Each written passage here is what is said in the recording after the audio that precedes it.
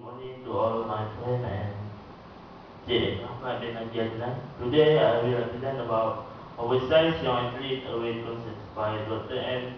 Eckhart in College Institute of Sport Medicine and Athletic Diploma. Okay. First slide is about overweight and obesity. What is obesity? Obesity is associated with an increased risk of morbidity and mortality as well as reduced life expectancy. The term obesity, overweight, and BMI, or body mass index, were combined with injury risk, physical activity, and sport. For child and adolescents, overweight and obesity are defined with age and sex-specific norm claims for body mass index (BMI).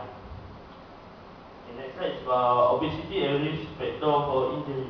Spot evidence that either a high BMI or a high percent BM was associated with increased risk of injury.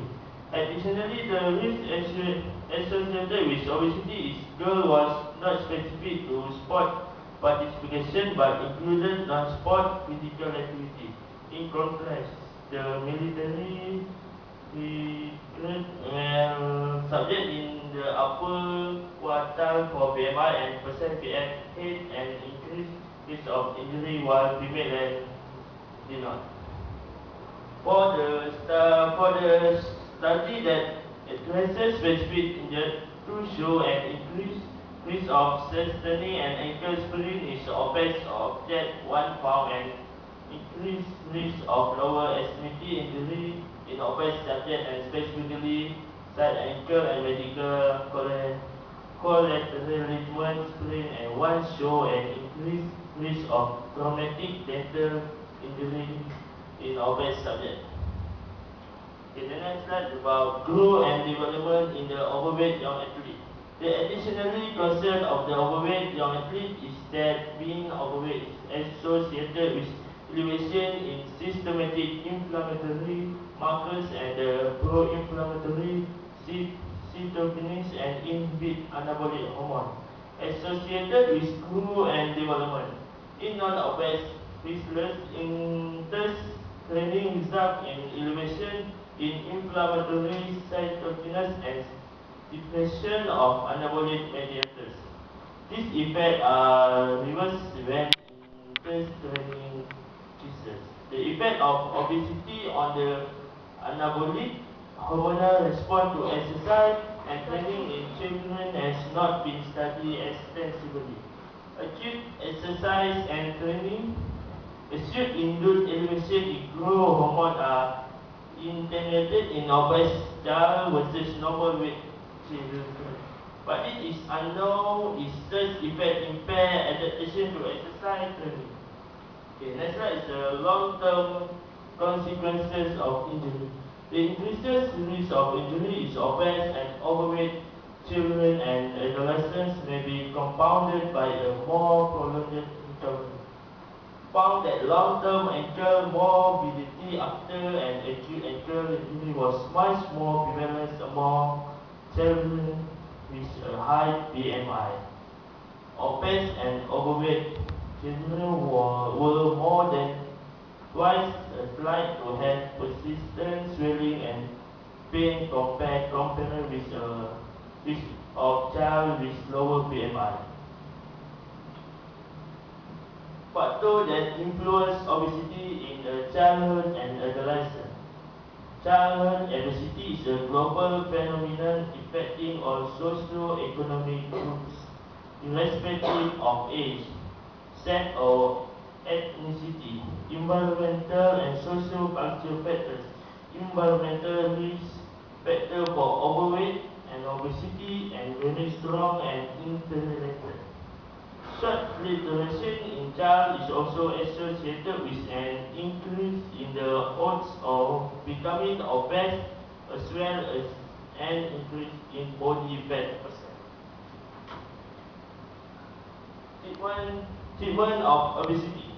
Component and phases of obesity treatment. Weight loss, dietary management. The primary approach is combination of diet, exercise and behavioral modification. Dietary management should aim at weight maintenance or weight loss without compromising approach calorie intake and normal nutrition. Good emphasis should be given to initiate and maintain healthy eating pattern. Second, improve physical fitness. Easy in overweight young athlete than in non-athlete. Longer periods of moderate intensity exercises like brisk walking burn more fat as calorie and excellent for reducing body fat.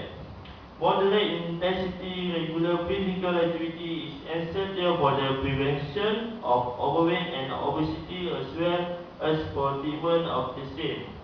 Lastly, child should be praised physical activity that is safe, developmentally approved, interesting, practical, and has a social element. Okay, the third is improve neuromuscular coordination, posture stability. From a practical perspective, an effective intervention to reduce injury risk in overweight and obese young athletes might be to introduce balance training as part of individualized training. The stability training was targeted at players who were overweight or who had a history of previous ankle sprain. The last is restoration of sedentary behavior. Child and adolescents typically indulge in sedentary activity like watching TV, sitting in front of computer and video games. The last, every hour of sedentary activity is increases of the chance of obesity and is also contributory to fear of many weight reduction attempt in adolescent and child.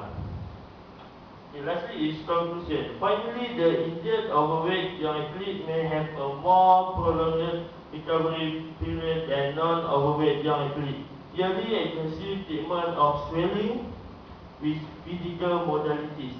Prolonged non-weight period, limited period of immobilization and regular repetitive passive joint motion are indicated for the overweight young athlete with a lower asymmetric joint injury. Injured overweight young athletes tend to have more prolonged recovery period than non-overweight young athletes. Okay, the finding of from this